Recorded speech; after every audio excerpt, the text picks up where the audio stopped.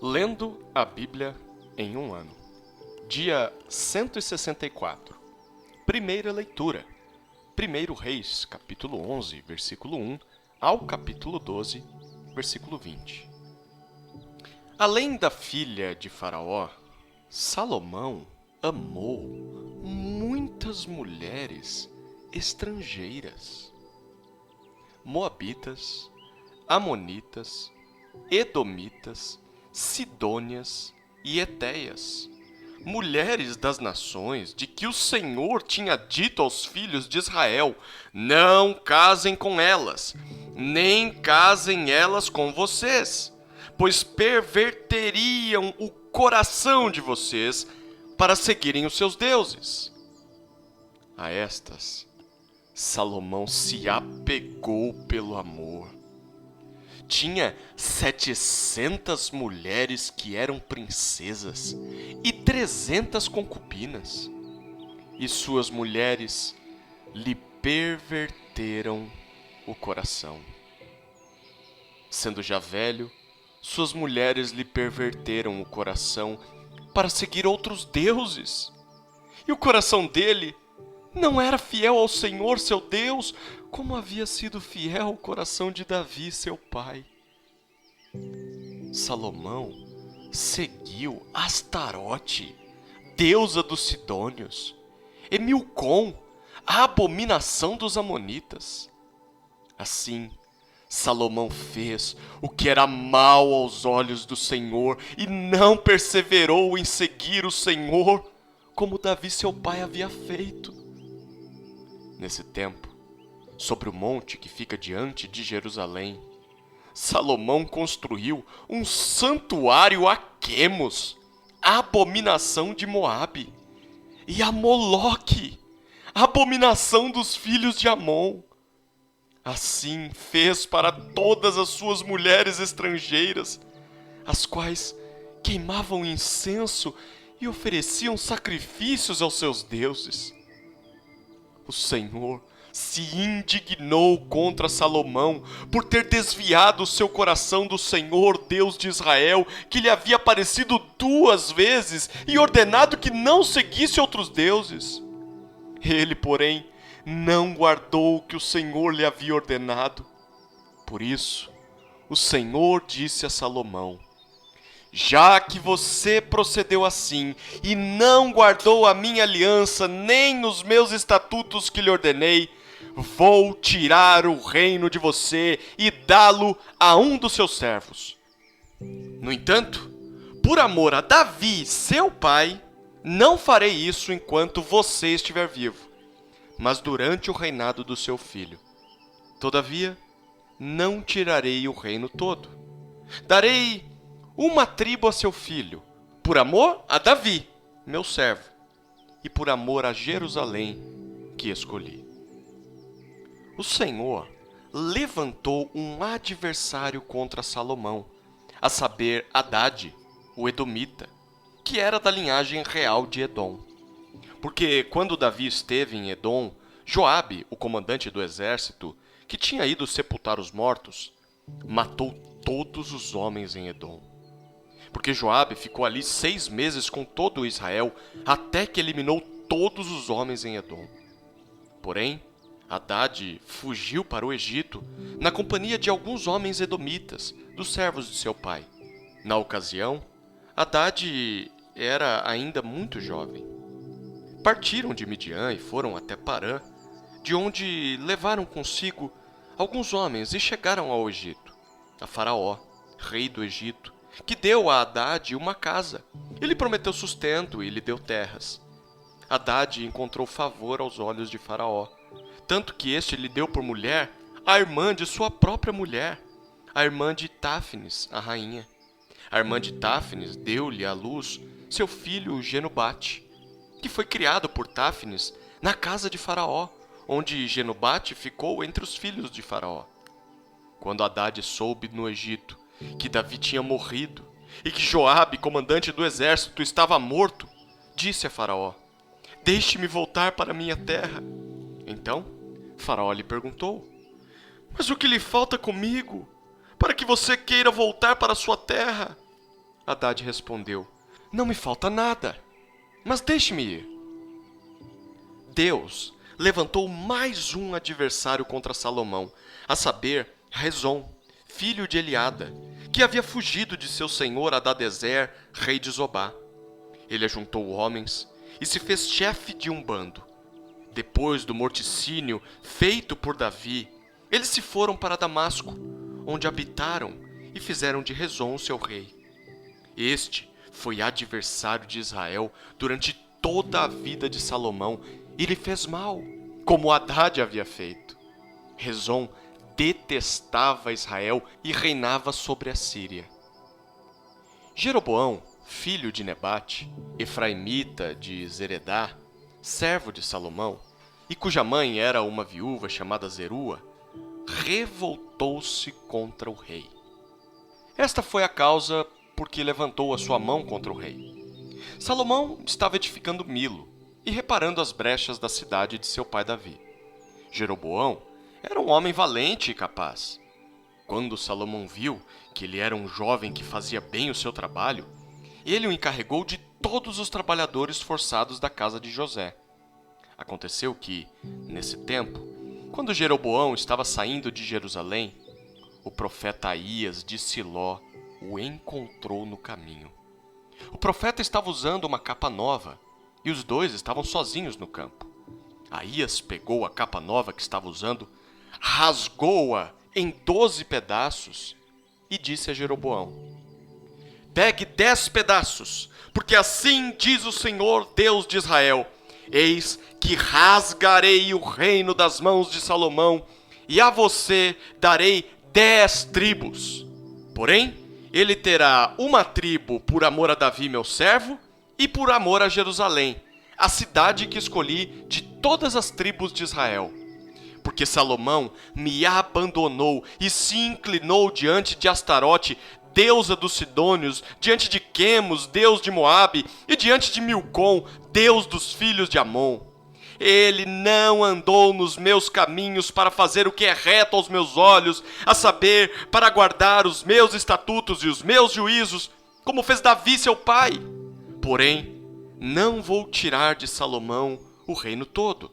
Pelo contrário, farei com que ele governe durante todos os dias da sua vida, por amor a Davi, meu servo, que escolhi e que guardou os meus mandamentos e os meus estatutos. Mas, da mão do filho de Salomão, tomarei o reino, a saber, as 10 tribos, e as darei a você. E ao filho dele darei uma tribo, para que Davi, meu servo, tenha sempre uma lâmpada diante de mim em Jerusalém, a cidade que escolhi para pôr ali o meu nome. Quanto a você, eu o tomarei, e você reinará sobre tudo que desejar a sua alma, e você será rei sobre Israel. Se você ouvir tudo que eu lhe ordenar, e andar nos meus caminhos, e fizer o que é reto aos meus olhos, guardando os meus estatutos e os meus mandamentos, como fez Davi, meu servo, eu estarei com você, e lhe edificarei uma casa estável, como edifiquei para Davi, e darei Israel a você. Por causa disso, afligirei a descendência de Davi, mas não para sempre. Salomão tentou matar Jeroboão, mas este se levantou e fugiu para o Egito, para junto de Sisaque, rei do Egito, e ali permaneceu até a morte de Salomão. Quanto aos demais atos de Salomão, tudo o que fez e a sua sabedoria, não está tudo escrito no livro da história de Salomão? O tempo que Salomão reinou sobre todo Israel em Jerusalém foi de 40 anos. Salomão morreu e foi sepultado na cidade de Davi, seu pai, e Roboão, seu filho, reinou em seu lugar. Roboão foi a Siquém, porque todo Israel se havia reunido ali para o fazer rei. Jeroboão, filho de Nebate, que ainda estava no Egito, para onde havia fugido da presença do rei Salomão, ouviu isso e voltou do Egito. Mandaram chamá-lo, e ele veio com toda a congregação de Israel a Roboão para lhe dizer: o seu pai nos impôs um pesado jugo. Alivie a dura servidão de seu pai e o pesado jugo que ele nos impôs, e nós o serviremos. Roboão respondeu: Vão embora e voltem daqui a 3 dias. E o povo se foi. O rei Roboão foi pedir conselho aos anciãos que haviam estado na presença de Salomão, seu pai, quando este ainda vivia, dizendo: Como vocês me aconselham a responder a este povo? Eles disseram: Se hoje o Senhor se tornar servo deste povo e o servir, e em resposta falar boas palavras, eles se farão seus servos para sempre. Mas Roboão desprezou o conselho que os anciãos lhe tinham dado e foi pedir conselho aos jovens que haviam crescido com ele e o serviam. Ele perguntou: O que vocês me aconselham? O que devo responder a este povo que me pediu para aliviar o jugo que o meu pai lhes impôs? E os jovens que haviam crescido com ele responderam: Diga o seguinte a este povo que se queixa do pesado jugo que o seu pai lhe impôs e que pede para que ele seja aliviado. Diga-lhe o seguinte: o meu dedo mínimo é mais grosso do que a cintura do meu pai. Assim que, se o meu pai lhes impôs um jugo pesado, eu o tornarei ainda mais pesado. Meu pai castigou vocês com açoites, eu vou castigá-los com escorpiões. No terceiro dia, Jeroboão e todo o povo foram falar com Roboão, como o rei lhes havia ordenado, dizendo que voltassem em 3 dias. O rei deu uma resposta dura ao povo, porque havia desprezado o conselho dos anciãos. Preferiu seguir o conselho dos jovens, dizendo: Meu pai lhes impôs um pesado jugo, mas eu o tornarei ainda mais pesado. Meu pai castigou vocês com açoites, eu vou castigá-los com escorpiões. Assim, o rei não deu ouvidos ao povo, porque esta reviravolta vinha do Senhor, para confirmar a palavra que o Senhor tinha dito a Jeroboão, filho de Nebate, por meio de Aías, o silonita. Quando todo Israel viu que o rei não lhe dava ouvidos, reagiu dizendo: Que parte temos nós em Davi? Não temos herança no filho de Jessé. As suas tendas, ó Israel, cuide agora de sua casa, ó Davi. Então Israel se foi às suas tendas. Quanto aos filhos de Israel, porém, que moravam nas cidades de Judá, sobre eles reinou Roboão. Então o rei Roboão enviou Adonirão, superintendente dos que realizavam trabalhos forçados. Porém, todo Israel o apedrejou e ele morreu. Mas o rei Roboão conseguiu subir no seu carro e fugiu para Jerusalém. Assim, Israel se mantém rebelado contra a casa de Davi até o dia de hoje. Quando todo Israel soube que Jeroboão tinha voltado, mandaram chamá-lo para a congregação e o fizeram um rei sobre todo Israel. Ninguém seguiu a casa de Davi, a não ser a tribo de Judá. Segunda leitura. Atos, capítulo 9, versículos 1 a 25.